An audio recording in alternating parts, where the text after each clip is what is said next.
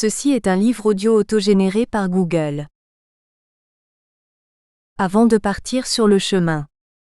Il arrive un moment de la vie où il faut, soit changer, soit mourir. Luc Adrian. Il arrive un moment de la vie où il faut soit changer, soit mourir.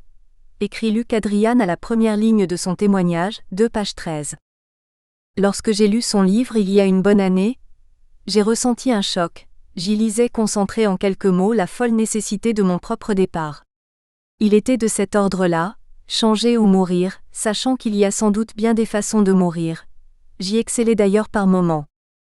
C'est cette nécessité qui, ce 30 juin 2006, m'a poussé à partir seul, à 53 ans, de mon domicile jusque Compostelle. Repensant à mon passé, j'avais l'impression d'avoir vécu plusieurs vies comme un patchwork d'instants de vie décousus. Il me fallait dès lors rassembler mes forces éparses, mes morceaux disséminés pour en faire le socle de mon être. Retrouver mes racines afin que mes enfants puissent peut-être s'envoler avec moins de poids dans leur propre vie, bien s'ils soient déjà adultes. J'étais en souffrance, je me trouvais devant un mur. Il n'y avait que 2 choix possibles. M'asseoir et mourir lentement ou prendre la petite porte de bois verrouillée depuis si longtemps, oublier au fin fond du jardin de mon être, dans ce mur infranchissable et m'échapper sur les petits sentiers bucoliques. L'idée a germé de longues années au moins, dans ce terreau douloureux dont personne ne soupçonnait l'existence. C'est par cette porte que je suis parti de ma vie, en solitaire, poser les premiers pas sur le chemin de Compostelle, chemin qui en contiendra plusieurs millions sur 2400 km durant 3 mois. 3 mois avant de partir, j'ai recommencé à lire. J'ai lu plus que je ne l'avais fait ces dernières années, des témoignages, des biographies, de la philosophie, de la spiritualité. Devenue dépendante de la télévision, une dépendance de plus, je me sentais sans défense face aux informations négatives, elles m'aspiraient. Je n'avais pas réalisé de suite que cette addiction me démobilisait peu à peu de mes propres projets. En relatant sa longue marche, Bernard Olivier écrit « Notre information, à force de traquer l'inédit ou l'exceptionnel, nous fait passer à côté de l'essentiel. Il est vrai que les images télévisées d'une pendaison sont bien utiles pour capter l'audience. Le bonheur, lui, est infilmable, 102 page 94.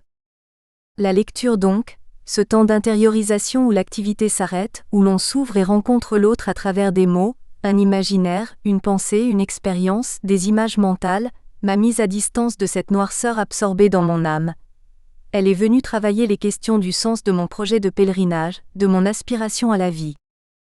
J'ai commencé par rédiger l'inventaire de tout ce qui n'allait plus dans ma vie, et pointer tout ce que je voulais retrouver. Accueillir la joie, la santé, percevoir la beauté de la vie, sentir le plaisir de vivre. Je voulais lâcher prise avec la noirceur, quitter le ressassement négatif, me dégager de ce qui m'enfermait. J'aspirais à remettre l'amour de moi, des autres, de Dieu si je le rencontrais, au centre de ma vie. Je désirais retrouver un rythme de vie plus respectueux de mon âme. C'était écrit tel quel sur mes bouts de papier dans ce temps de maturation solitaire. Je me suis peu préparée physiquement. J'avais décidé de ne pas prendre de tente afin d'apprendre la confiance du chemin, d'éviter l'autosuffisance. Je n'emporterai pas de téléphone portable afin d'installer une coupure plus radicale avec ma famille, mes proches, ma vie, me permettant un cheminement plus profond, pensais-je. Vaste programme. Il devait y avoir une bonne dose de foi, malgré tout ce qui me détruisait. Au retour, une toute autre aventure m'attendait.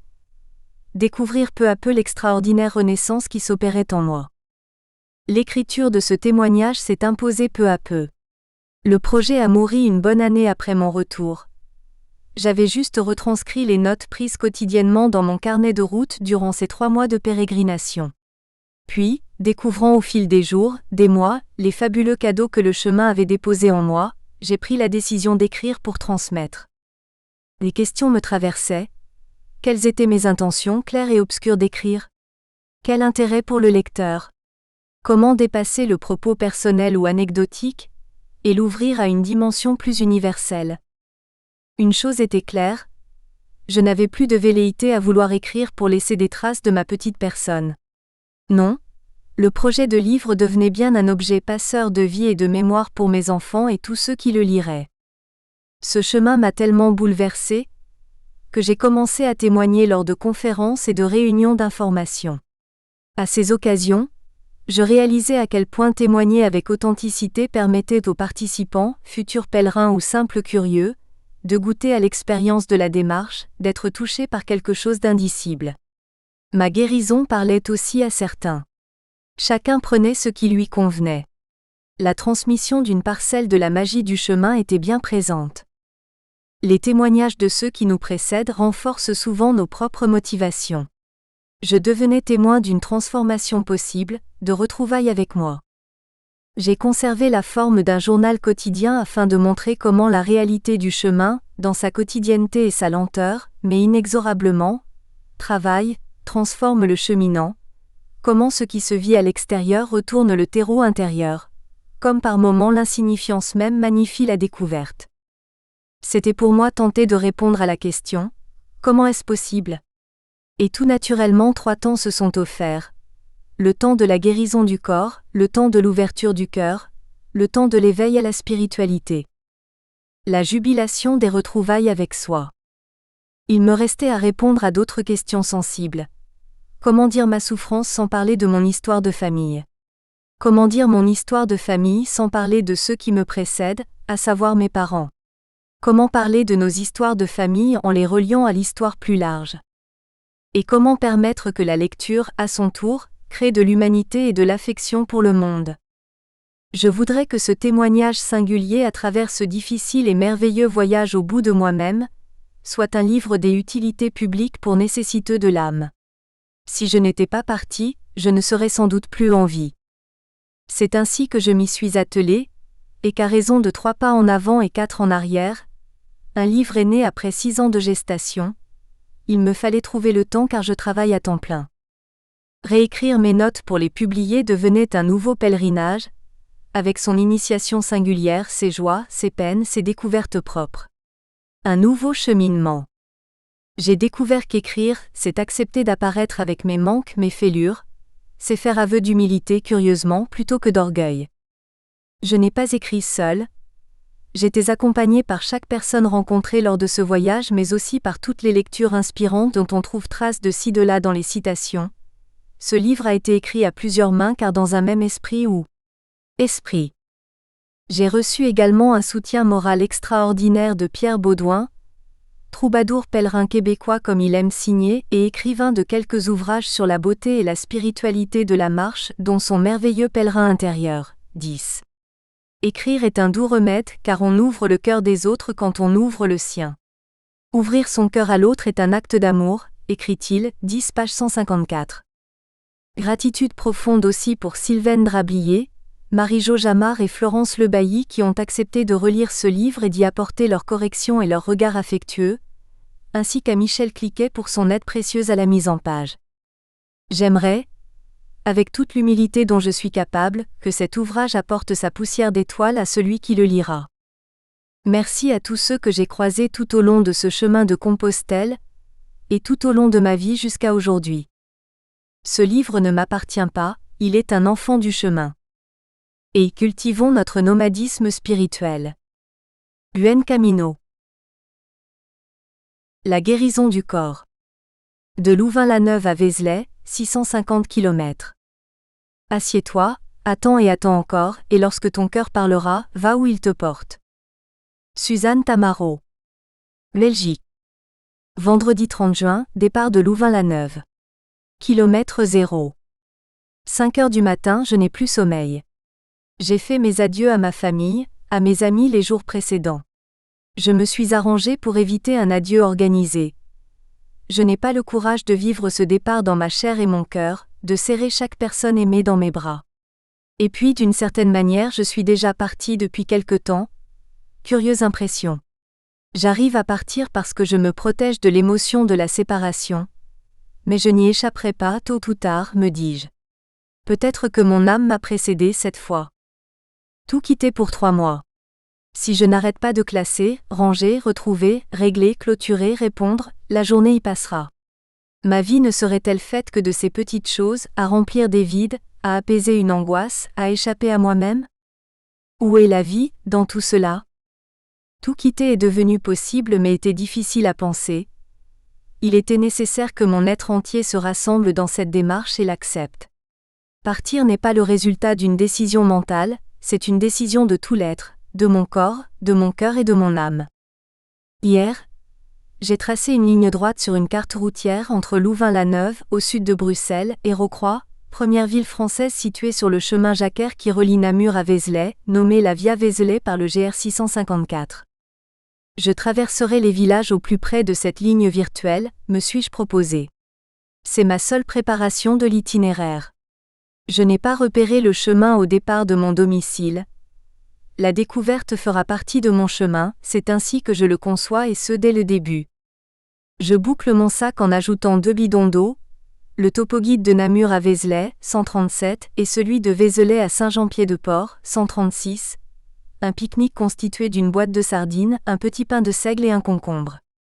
12 kilos. Un petit coup d'adrénaline me traverse. Je ne me suis pas entraîné à marcher, avec un sac à dos. Un dernier tour de la maison, j'attache mon sac au dos, emporte un bâton trouvé dans le bois derrière chez moi, ferme la porte, dépose les clés dans la boîte à lettres. Une amie relèvera le courrier, durant mon absence. Je pars pour me dégager de ce qui m'enferme. Quelque chose d'irréversible s'installe.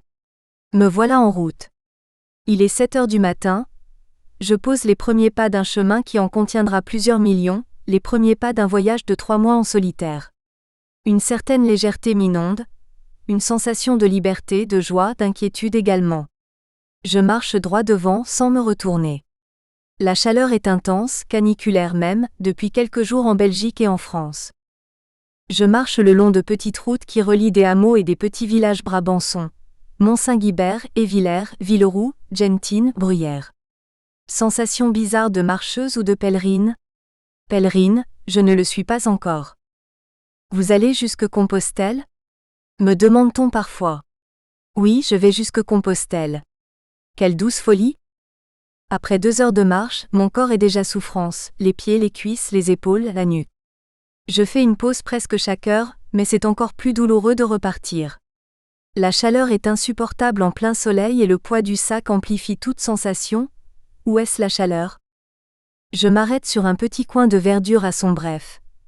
Je retire mes chaussures pour soulager la douleur et la chaleur de mes pieds, déjeune d'un bout de pain et de sardines. Un régal dans cette simplicité. Je me sens fragile devant ce projet mais j'irai au bout, je le sais. Je n'ai que très peu préparé ce voyage. Les quelques marches réalisées avec des amis me laissaient la plupart du temps au bord de la route, le temps qu'elles me reprennent en rentrant et je n'ai pas eu le temps de mettre de l'argent de côté. Je traverse le pont Tongrine. La place de Boigné est entourée de petites maisons ouvrières, parfois délabrées, curieux mélange de charme et de désolation. Il doit être aux alentours de 15 heures, je cherche un hébergement, je suis épuisé. Je dépasse une ferme transformée en chambre d'hôte, les auvents. 2 jeunes femmes discutent dans le jardin. Je reviens sur mes pas et me laisse tenter. Tout est complet. Je reprends la route, accablé de plus belle. J'aimerais loger chez l'habitant, oser demander l'hospitalité, offrir ma démarche, échanger, me laisser traverser par la rencontre, celle qui laisse des traces dans le cœur et la tête, comme en parle si bien Christiane Singer. L'authentique rencontre est rare. Le plus grand défi est d'oser se présenter devant l'autre dans un non-savoir radical, dans le risque assumé de devoir un peu changer. Car toute rencontre véritable modifie quelque chose en moi. S'il n'y a pas un changement, aussi ténu soit-il en apparence, un glissement délicat, il n'y a pas eu rencontre, 115. Je sais que c'est dans cette exigence-là, que je voudrais la rencontre sur ce chemin. Peu avant où en faire ses bolets, je franchis l'entrée d'une imposante ferme. La jeune fermière m'explique qu'ils ne font plus de foin, mais je sens qu'elle ne souhaite pas m'héberger. Le petit coin de foin demandé est juste un prétexte pour dire à quel point j'ai besoin de peu de place pour dormir. Je pourrais passer sans doute la nuit dans la grosse ferme à quelques kilomètres de là, me dit-elle. Ils font encore du fourrage. Je repars comme un zombie. Durant une fraction de seconde, je pense demander l'hébergement chez le curé, puis me ravise. J'apprends à écouter les signes du chemin dès maintenant. Je verrai où cela m'amène. J'ai décidé de voyager sans organiser mes hébergements, en me laissant guider par l'esprit du chemin et ses messagers. Je longe l'autoroute par un sentier glauque, entouré de dépôts d'immondices sauvages. Je marche peut-être une demi-heure qui me semble une éternité vu l'intensité de ma fatigue et l'inconnu du chemin restant à parcourir. Titubant de fatigue, j'arrive devant un superbe bâtiment en carré fermé d'une grille. De gros ballots de foin sont stockés à l'entrée. Si l'on me refuse l'hébergement, je m'installerai au-dessus pour la nuit. Je n'ai plus la force de repartir. Je fais un signe à l'attention d'un jeune homme qui travaille au fond de la cour intérieure. À côté de lui, un cheval blanc rayé de noir semble figé, à tel point que dans mon état de fatigue je le prends un instant pour une statue. Une statue de cheval dans une ferme, cela eût été plutôt surréaliste. Le jeune homme arrive vers moi en courant, et le temps de déclencher le mécanisme d'ouverture de la grille, la maîtresse de maison vient à ma rencontre. Thérèse prend mon sac, m'invite chez elle sans discussion, elle ne veut rien entendre d'une grange à foin. Nous traversons la grande cour où 3 chiens me font la fête. Je rencontre son mari, sa fille, son beau-fils que j'avais hélé à mon arrivée et leur petite fille de 2 ans. Ils me questionnent sur mon voyage et je tente de sentir, dans ce qui m'amène à entreprendre ce voyage, ce qui peut les toucher. Je veillerai à percevoir s'il y a ouverture, désir de s'approcher du mystère de chacun, écoute, authenticité, don ou à l'opposé fermeture, refus, peur, tant chez moi que chez l'autre. Avec eux, c'est un moment magique qui se présente. Ils m'offrent un accueil inconditionnel, leur générosité, leur confiance et moi, je leur rends à ma manière. Je témoigne de cette sorte de confiance en la vie qui me permet de tout quitter, de prendre la route sans plus me poser de questions, de me retirer de tout ce qui me précède. C'est d'ailleurs la symbolique du chemin qui m'a happé, bien plus que la légende de Saint-Jacques. Compostelle est située au point le plus occidental de l'Europe. Occident vient du latin occidere qui étymologiquement signifie tuer, mourir. Par extension, cheminer vers l'Occident a pris depuis la nuit des temps la signification de mourir à soi pour renaître, symbolique déjà présente à l'époque celtique. Mon voyage s'empreint de toute la force d'un chemin d'initiation. Mourir à ce qui me précède pour renaître, où mon être entier dans son mouvement de vie fera l'expérience profonde de son retournement. Suivre le soleil est un acte religieux, ni volontaire ni raisonné, mais instinctif, imposé par une loi physique que subit instinctivement une fourmi sur une pomme qui tourne, exprime Louis Charpentier 23. Thérèse me montre ma chambre. Je suis tentée de me laisser tomber sur le lit, de ne plus en sortir avant demain. Je me sens tellement courbattue, les épaules en feu, en sang même et je marche comme un canard. Mais je suis redevable d'une présence auprès de mes hôtes. Après la douche, je rassemble le peu d'énergie qui me reste pour les rejoindre et les aider à mettre la table sous la tonnelle au fond du jardin. Hôte, mot dont je découvrirai plus tard l'équivoque et la richesse car il désigne à la fois celui qui reçoit et celui qui est reçu. L'étymologie du mot et l'histoire de sa pratique réunissent une belle complexité. Accueil inconditionnel, hostilité envers l'étranger, rituel sacré, tradition, mythe fondateur, chrétienté. L'hôte est menace et don tout à la fois. Et la tradition reconnaît une limite temporelle au séjour, la règle des 3 jours, le premier jour pour accueillir, le second jour pour séjourner et le dernier jour pour prendre congé. L'invité est comme un poisson. Il commence à sentir s'il reste trop longtemps, proverbalement. Mon corps me fait mal, il prend toute la place. Il prend tellement de place qu'il n'y en a pas pour la tristesse de la séparation avec ceux que j'aime. Il faut attendre sans doute 2 ou 3 jours pour que le corps s'y habitue, me dis-je. J'ignorais que ce ne serait pas 3 jours mais 3 semaines de souffrance physique, que j'allais endurer tellement mon corps s'était peu à peu replié sur lui-même. Tellement je m'étais protégée. Tellement je m'étais éloignée de mon âme. Tellement je m'étais intoxiquée depuis des lustres dont 30 ans de tabagie. Tellement je ne voyais plus que la souffrance en moi, et autour de moi. Tellement ma souffrance affective m'occultait la beauté de la vie. Et mon corps aujourd'hui est souffrance de toutes ces fermetures. Je sais profondément que je vais retrouver ce goût et cette saveur de la vie. C'est là ma quête. Je voudrais qu'ils comprennent que leur vie est beaucoup plus belle qu'ils ne le croient. Je voudrais qu'ils sachent qu'ils sont en devenir et leur faire découvrir le sens magnifique de leur parcours. Les échecs, les déceptions, c'est aussi ce qui constitue le tissu d'une existence. Je voudrais qu'ils voient la part sombre certes, mais aussi la part d'héroïsme. Or ils ne la voient pas, aveuglés par la souffrance. Ils sont trop polarisés sur l'instant et ce qui bloque en eux.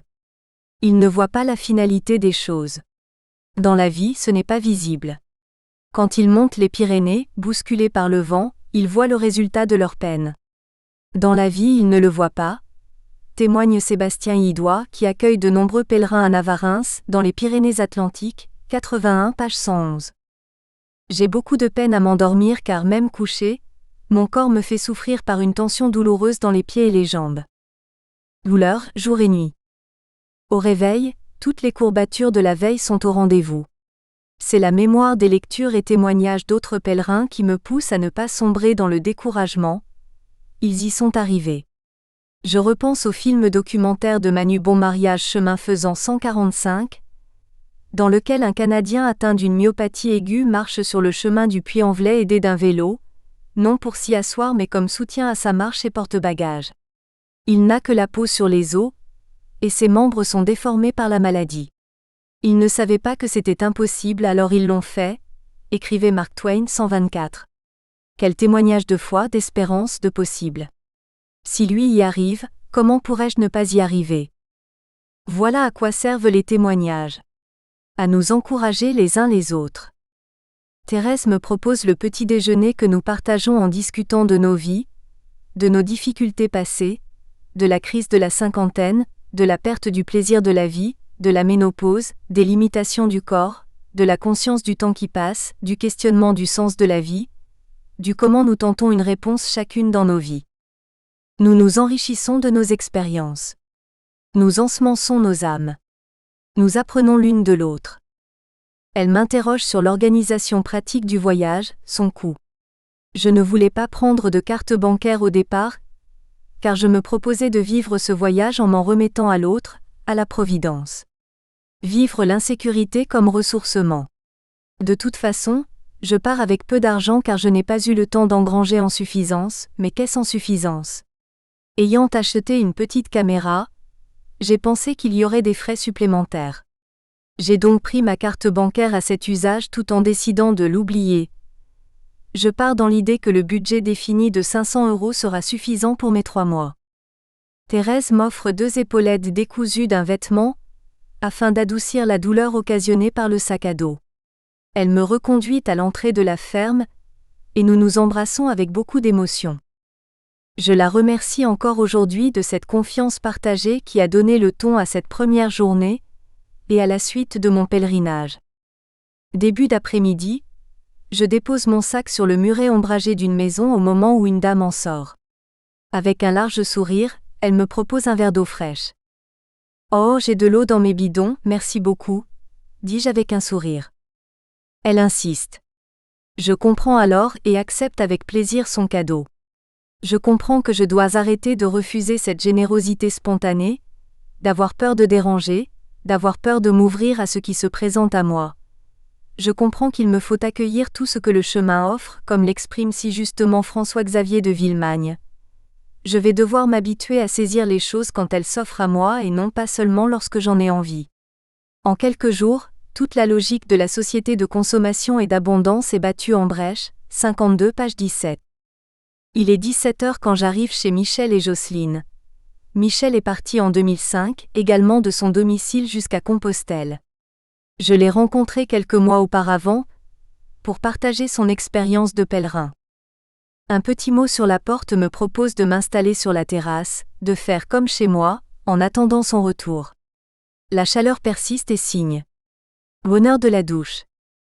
Des pensées trottinent dans ma tête. Je sais que derrière toutes mes fragilités j'ai beaucoup d'énergie. Une lente et progressive auto-dévalorisation semble avoir provoqué la fibromyalgie, dont je souffre depuis une petite année. Ce chemin m'ouvre à cette énergie et confiance en moi, en la vie. Mais pour naître à du neuf, il faut mourir à ce qui n'a plus raison d'être, mourir à soi physiquement, psychiquement, émotionnellement. Et cette mort ne se fera pas sans douleur. Je donne du sens à cette ouverture. Je vais grâce à la marche, à l'air, aux senteurs, au soleil, à la pluie, à l'énergie de la nature, au lâcher-prise, régénérer mon être. Après un solide petit déjeuner, Michel m'accompagne dans la marche de ce matin. Très vite, je me rends compte que j'ai besoin de marcher seul, besoin de découvrir et respecter mon propre rythme. Je ne suis pas en harmonie avec mon pas dans cette marche matinale. Je marche trop vite et de nouvelles douleurs apparaissent dans les jambes. Mes épaules me font toujours souffrir alors que j'ai délesté mon sac d'1,5 kg chez mes amis et posé 2 rectangles de mousse épaisse sur mes épaules. Elles sont blessées et il faudra quelques jours pour qu'elles cicatrisent. Pour le moment, je souffre un maximum. Et de partout. À midi, nous arrivons à Moriamé où nous nous attablons à la terrasse du vieux café Le Moderne. Nous assistons à la marche de l'Entre-Sambre-et-Meuse, folklore local en grande pompe. Belle ambiance de village à laquelle je ne suis pas totalement présente vu ma souffrance. C'est là que nous nous quittons. Merci Michel et Jocelyne pour cet accueil si réconfortant. La route est très belle, elle traverse quelques petits villages, Noéchamps, Pré, Oigné, Auray, Moriamé, Saint-Aubin, Emptine et Philippeville où j'arrive vers 17h. Je suis installée à la terrasse d'un café et ne sais pas encore où aller dormir. Je découvre ce sentiment particulier qui vibre en moi, sentiment que je traduis par une aspiration nomade. Je ne me sens pas insécurisée, mais le beau temps y est sans doute pour beaucoup. Nomadisme. Transhumance. Ces mots m'émeuvent au plus profond de mon être. L'humanité fut nomade dans ses premiers moments, et quelques peuples dits premiers le sont encore aujourd'hui. Mes racines sont bien nomades et je les sens se réveiller. Quel est ce mystère de la marche au long cours ? Qu'est-ce qui explique cette aspiration tel un chant des sirènes ? Que se joue-t-il en moi ? Tout n'est certes et heureusement pas explicable. Nos racines nomades n'en sont pas innocentes. En mettant nos pas dans ceux qui nous ont précédés dans ce nomadisme, nous nous relions à notre humanité première, une sorte de mise à zéro de notre compteur de vie, de notre source profonde de vie. Comme si, le temps de notre transhumance, nous quittions notre histoire personnelle, nos conditionnements culturels au sens large, pour nous rattacher à la longue histoire de l'humanité, vierge de notre petite histoire. Le nomadisme d'aujourd'hui, dans nos sociétés d'abondance, ne serait-il pas devenu dès lors un mode de vie motivé non plus par la quête d'aliments mais par la quête de nourriture spirituelle ? Je pars explorer les abords de l'église et vais déposer mon sac au pied du presbytère. Je délace mes chaussures, m'assieds sur le perron de la maison du prêtre et attends son retour. Vers 18h, une petite voiture arrive. Au moment où le chauffeur manœuvre pour entrer dans son garage, nos regards se croisent et je perçois son agacement. Le prêtre vient vers moi puisque je suis assise devant son entrée. Je lui explique ma demande d'hébergement. « Non, ce n'est pas possible de vous héberger, ici c'est chez moi, me dit-il brièvement. Ne m'y attendant pas, je suis choquée et lui demande la raison de son refus. Il m'explique que le bâtiment est son domicile privé. Je lui réponds que je peux dormir sur un tapis, que j'ai un sac de couchage, que j'ai un pique-nique et que je n'ai besoin de rien d'autre qu'un toit, que je pars très tôt le matin. Il maintient son refus et me propose d'aller plus loin chez les petites sœurs, que là, ce sera sans doute possible. Je le remercie du bout des lèvres, mais laisse échapper calmement ma colère. À quoi servent alors toutes ces belles affiches religieuses à vos fenêtres, qui parlent de l'amour du prochain ? Je me rassieds sur son perron en rattachant mes chaussures, avec douleur et colère. Il s'approche de moi, je le sens touché. Il sort une grande clé de sa poche et me propose le local du Patro mouvement de jeunesse, attenant à son domicile. Ouf, c'est un peu sale, pas de douche ni de matelas mais je suis à l'abri. Un quart d'heure plus tard, il revient m'apporter des galettes au chocolat qu'une de ses paroissiennes lui a offert et nous échangeons brièvement sur mon chemin. Tout en préparant mon souper, une boîte de sardines et un bout de pain, je réalise l'importance de cet événement, je n'ai pas à juger ce prêtre, c'est son droit de ne pas accueillir. Mon chemin m'apprend à ne pas recevoir nécessairement un hébergement, ni surtout un hébergement 5 étoiles, comme ce fut le cas précédemment. Que cette expérience arrive en tout début de pèlerinage est un véritable cadeau. Je n'ai rien à exiger de personne, juste m'ouvrir au chemin et recevoir le message, qu'il me plaise ou pas. Avant de vouloir jouer au héros que tout le monde salue, accepte donc d'être rejeté comme tout marginal ou clochard. La route passe par là. 67 page 23. Le ressort, que la colère et la rébellion me donnent, je le connais par cœur. Il m'a suivi pendant toute cette partie de ma vie, il m'a poussé dans le chemin de la militance. Mais comment garder ce ressort de vie sans l'activer par la colère ? Je laisse couver la question sur le chemin. Je vais dormir, le cœur apaisé. Gratitude pour ce prêtre. J'ai de la peine à m'endormir, je sens de la douleur là où mon corps repose sur le sol. J'ai bien roulé mon pull sous la tête, étalé tous mes vêtements sous mon corps, mais cela ne remplace pas un matelas. Au lever, mes épaules sont toujours douloureuses et un petit épanchement à la base du gros doigt de pied gauche est visible. Je suis parti avec une inflammation à cet endroit, une sorte de fabrication anarchique de calcium suite à de l'arthrose. Le rhumatologue avait effectué une infiltration de cortisone juste avant de partir, mais l'inflammation est revenue avec douleur bien entendu. Une nouvelle douleur apparaît dans le bas du dos. Mon Dieu, que de douleur et de difficultés avec ce corps. Les pensées me traversent. La marche d'hier avec Michel me montre l'importance de trouver mon propre rythme, tant sur le chemin que dans ma vie de tous les jours. Je me suis laissé trop souvent traverser par les projets des autres. Il est prématuré de marcher avec d'autres. Le chemin de Compostelle est une métaphore du chemin de vie. Je veux aller vers la vie et non plus vers ce qui est mortifère, ça au moins je le sais. Je découvre au fil des jours un plaisir nouveau, une joie nouvelle dans ce face-à-face avec moi dans la nature. Je savoure l'arrivée à petits pas, du silence en moi. Extraordinaire. Le bruit s'estompe peu à peu. 53 ans de bruit ne s'effacent pas en un jour, me dis-je. Un grand silence mental qui permet d'entendre le chant de l'être.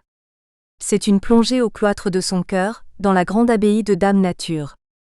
10 page 42. Entendre le chant de l'être, le chant de l'âme.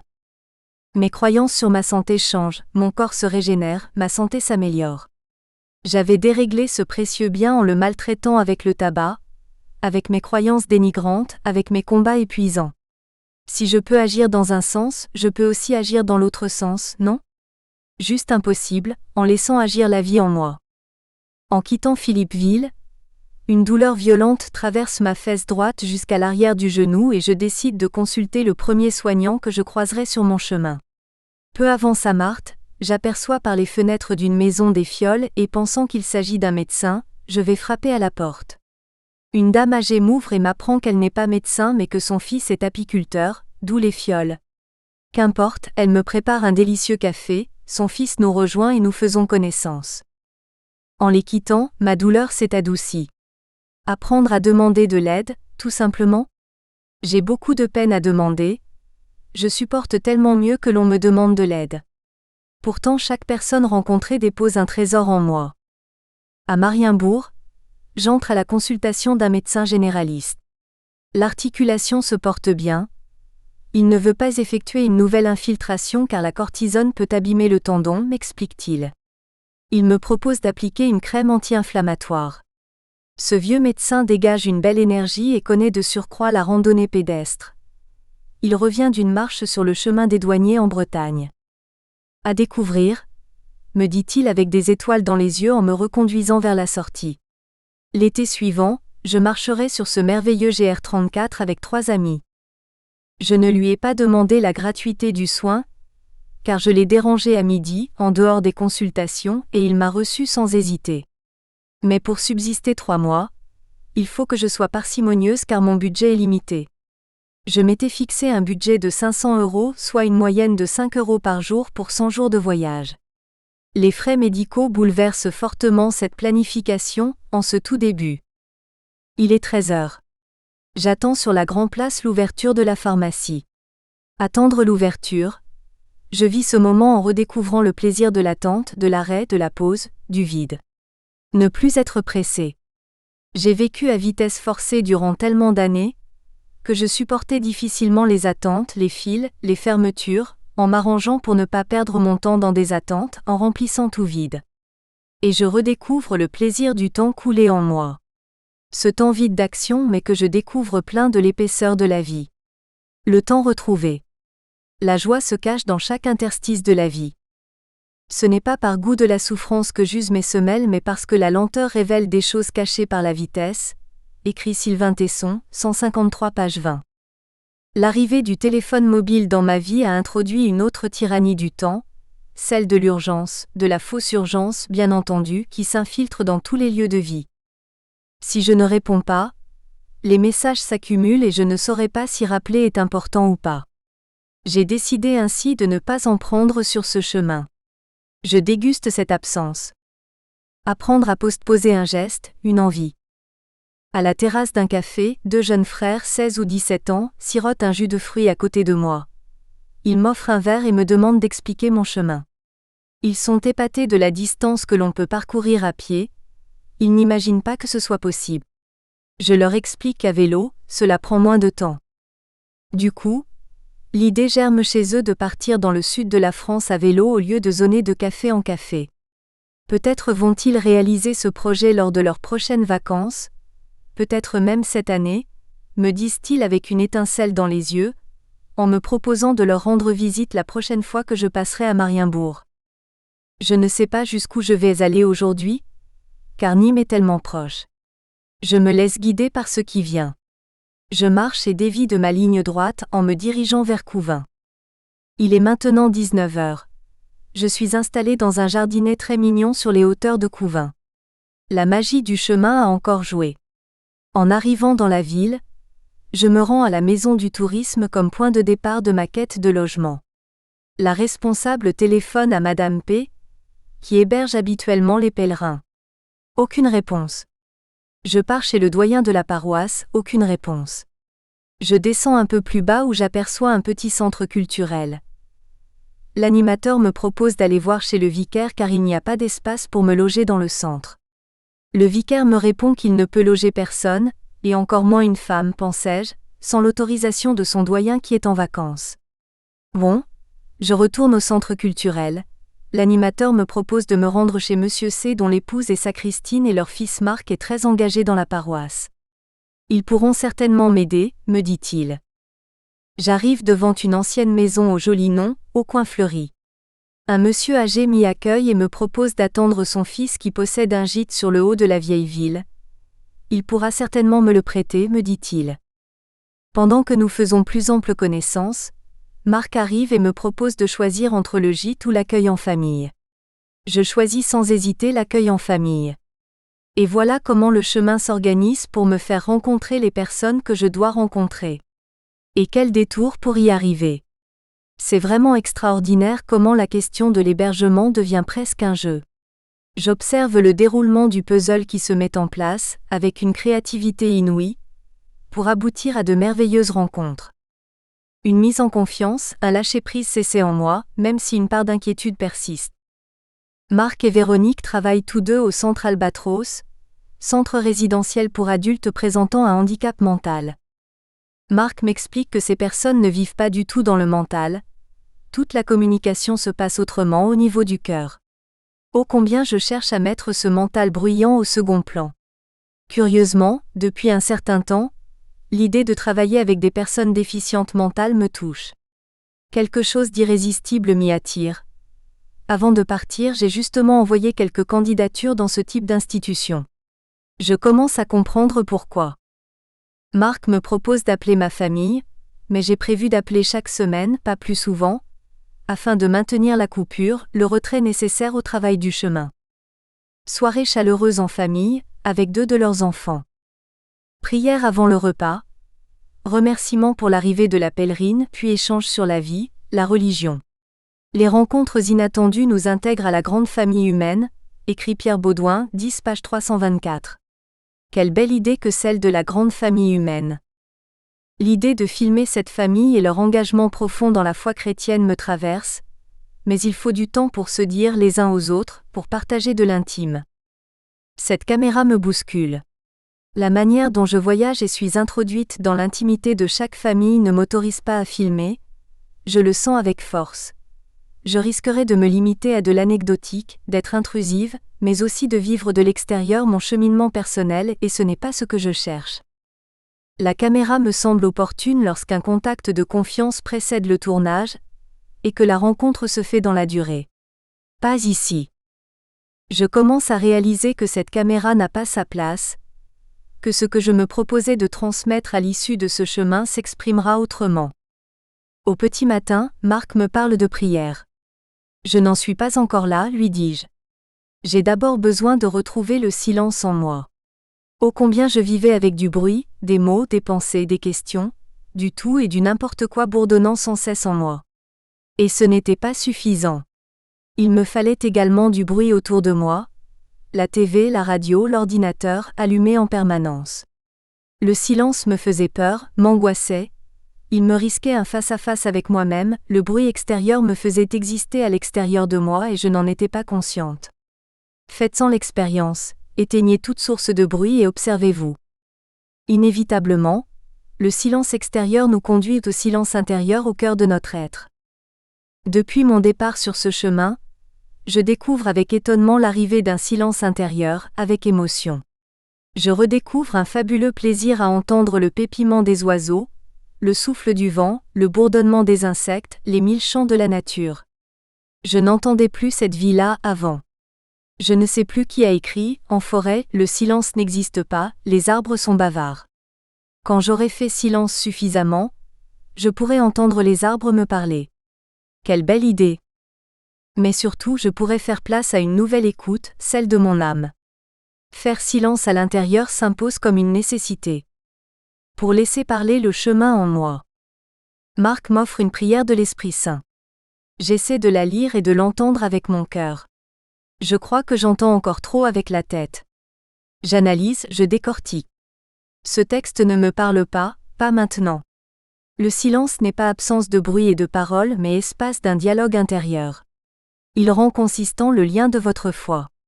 On ne construit rien sans cet espace. Mais je crois que le silence seul n'est pas ce qu'on appelle la prière. Il faut y ajouter le désir de la rencontre, 67 page 174. Comment me laisser toucher par la grâce de ces paroles sacrées? Pourquoi Jésus n'a-t-il pas écrit lui-même? J'aime cette réponse de Pierre Baudouin. Jésus n'a rien écrit sauf une fois dans le sable, afin que le vent efface tout. Pourquoi? Parce qu'il savait que les humains ne sont pas assez intelligents pour recevoir un livre. Ils en font un absolu, un dogme, une religion. Ma référence première cependant, c'est toujours la parole de Dieu qu'il écrit lui-même dans mon cœur. Ce que Dieu a vraiment à me dire, c'est dans mon cœur qu'il le prononce.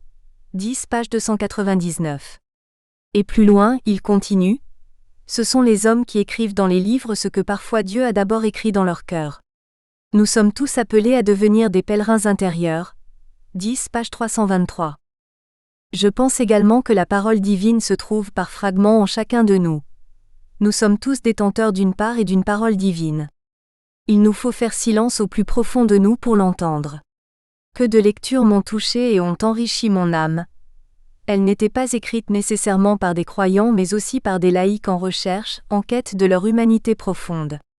La Bible d'aujourd'hui s'écrit aussi au quotidien, dans le quotidien des cœurs de chacun d'entre nous. Chaque livre écrit avec le cœur est une parcelle divine et ensemble, ces mots constituent une nouvelle Bible, un nouveau livre sacré. Je retrouve cette idée chez Paolo Dalloglio. Dieu aime arriver à chacun par le biais de quelqu'un d'autre. Nous devons nous donner mutuellement accès au mystère. Même si nous sommes limités, imparfaits ou impuissants, nous restons indispensables. Dieu est obligé de passer par nous pour aller aux autres. Il aime s'incarner pour toi en moi, il aime s'incarner pour moi en toi. Si nous refusons cette responsabilité, alors l'amour se désincarne, perd de son poids et de sa saveur. 45 page 30. J'accompagne Véronique et Marc autour d'une délicieuse tasse de café et partage avec joie ce moment d'intimité avant de les quitter. Je ne suis pas encore habitué à perdre les gens que je viens à peine de rencontrer, exprime si justement Guy Dutet 56. Les rencontres du chemin s'inscrivent dans la simplicité, comme si elles allaient de soi. Elles deviennent maintenant possibles, plus authentiques, grâce au silence qui s'installe peu à peu en moi. Je ne suis plus ni dans un jeu, ni dans un rôle, ni dans une apparence, ni dans une crainte de l'intrusion mais bien dans une progressive ouverture. Avant, j'avais peur de la rencontre. Elle se vivait souvent de manière peu consciente, au travers d'un nuage de fumée ou d'un verre d'alcool, dans la protection ou dans le bruit, dans une sorte de fausse légèreté, dans l'extériorité et non dans l'intériorité, l'intimité, l'unicité, l'authenticité. Ce silence, je le découvre m'emplir avec ravissement. Peu après mon départ, près de Brully, un petit mot accroché à un piquet invite le pèlerin à se rafraîchir chez une ancienne pèlerine, juste à côté du panneau indiquant Compostelle à 2400 km. Je fais le petit détour. Je reçois un verre d'eau bien fraîche ainsi qu'une liste des hébergements, souvent gratuits, entre Couvain et Vézelay. Des informations bien précieuses. En pleine nature, un nouveau plaisir s'offre à moi, celui de parler à haute voix. Entendre le son de ma voix, donner une forme, une matérialité à la réflexion qui me traverse. Ne pas me sentir seule. Une pensée profonde envers mes parents me traverse, un sentiment de douceur m'envahit. Étape magnifique jusque Rocroi, dans les bois de pins et de hêtres. La beauté des paysages élève notre esprit et rafraîchit notre âme. Le silence et la fatigue du chemin nous disposent au refuge intérieur, Refugio dit-on en Espagne, 10 page 324. Place de l'Étoile à Rocroi, j'attends l'ouverture de l'office du tourisme à 14h. Je suis arrivé au point de rencontre avec le GR 654, qui relie Namur, en Belgique à Vézelay, en Bourgogne. J'hésite entre suivre ce GR, chemin de grande randonnée, ou créer à nouveau mon propre chemin à partir de la carte IGN au 1 sur 250 000 que m'a prêté Michel. L'inquiétude a lâché un support qui m'a bien guidé jusqu'à ce jour, la carte IGN classique, et à m'abandonner à un autre que je ne connais pas encore, le topo-guide, est palpable. La carte routière offre une vision globale du chemin dans un espace géographique large. Je vois où je me situe dans le département, en lien avec les villes et villages environnants. Le topo-guide offre une vision au jour le jour, sans pouvoir me situer au sein de la région traversée. Si je me perds et si en outre, je me situe hors cadre de la carte du topo-guide, je n'ai d'autre recours que celui de demander mon chemin aux personnes que je croiserai. Mais en pleine nature, comment ferais-je ? L'employé de l'office du tourisme m'informe qu'un gîte est réservé aux pèlerins. Il comprend une chambre et une cuisine pour une personne et pour 10 €. Sachant qu'il y a un camping à 2 pas, je m'informe de la possibilité d'y loger. Le chef de camp me prête sa petite tente canadienne. Super. Je n'ai pas de matelas, et ce sera ma 2e nuit à la dure. Mais j'aime ce dénuement. Je suis étonné d'avoir si peu d'appétit, je dois presque me forcer à manger. Je crois que mon corps se désintoxique, qu'il doit d'abord éliminer. Il se nourrit par ailleurs de tous les éléments naturels, le vent, le soleil, les 1000 senteurs des prés et des bois. Je m'en régale, il ne manque que la pluie, mais je bois des litres d'eau chaque jour tant la chaleur est intense. Il doit y avoir près de 50 degrés sur la route. Les informations ont confirmé la canicule sur toute l'Europe.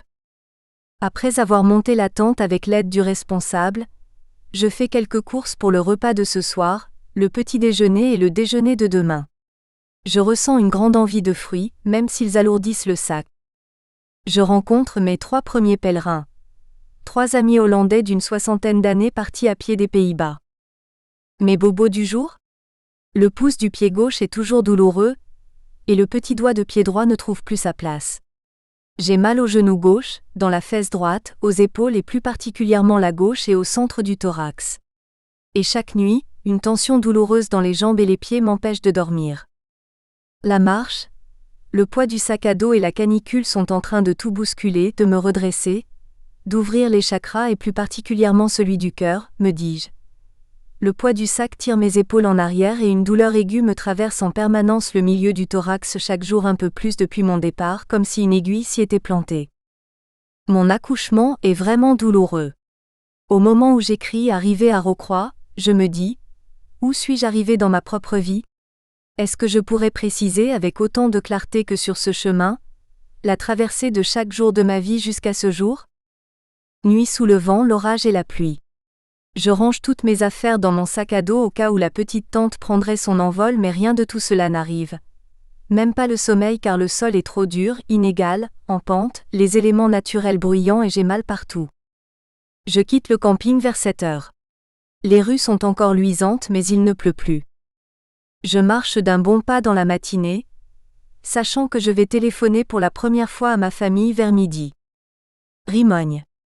Dans cette commune, l'extraction des ardoises fut commencée par les moines de Signy-l'Abbaye en 1158 et s'est poursuivie jusqu'en 1970. Aujourd'hui, il n'y a plus trace de ce passé industriel. En début d'après-midi, j'arrive à Rouvroy et trouve enfin une cabine téléphonique. Quelle joie d'entendre mes proches. Charlotte, ma fille, va sans doute déposer ses affaires à la maison car elle va chercher un logement moins cher. Je lui manque, me dit-elle. Nous sommes dans le cœur l'une de l'autre. Je suis encore dans ma protection et ne réalise pas à quel point ma fille est triste ni à quel point elle me manque aussi. Je cherche un endroit pour casser la croûte. Nous espérons que vous avez apprécié cet aperçu. Pour continuer à écouter ce livre audio sur Google Play Livres, utilisez le lien dans la description de la vidéo.